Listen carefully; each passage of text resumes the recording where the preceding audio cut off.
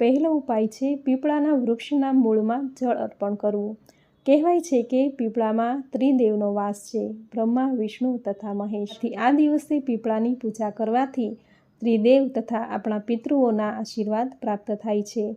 જીવનના બધા જ કષ્ટ દુઃખ દૂર થાય છે. સુખ, શાંતિ, સમૃદ્ધિ, સંપત્તિની પ્રાપ્તિ થાય છે. પિતૃઓ રાજી થઈ વંશવૃદ્ધિના આશીર્વાદ આપે છે. બીજો ઉપાય છે ઘરની આજુબાજુ રહેલા શિવાલયે જઈ શિવલિંગની પૂજા કરવી.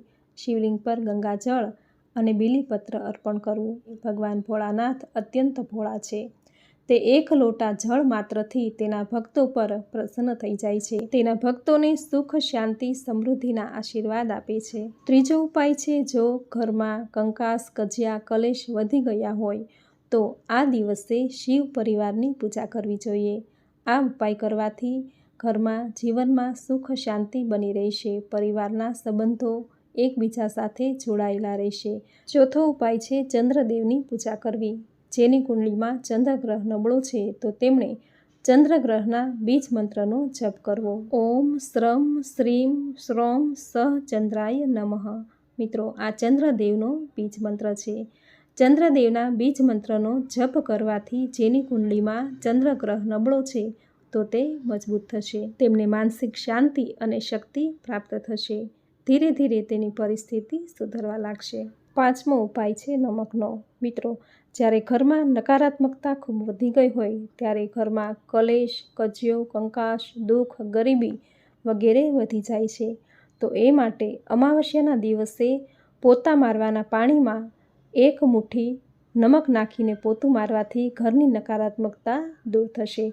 ઘરમાં સકારાત્મક ભર્યું વાતાવરણ બની રહેશે, જેના લીધે ઘરમાં સુખ, શાંતિ, સમૃદ્ધિનો વાસ થશે. છઠ્ઠો ઉપાય છે પિતૃદેવને પ્રસન્ન કરવાનો.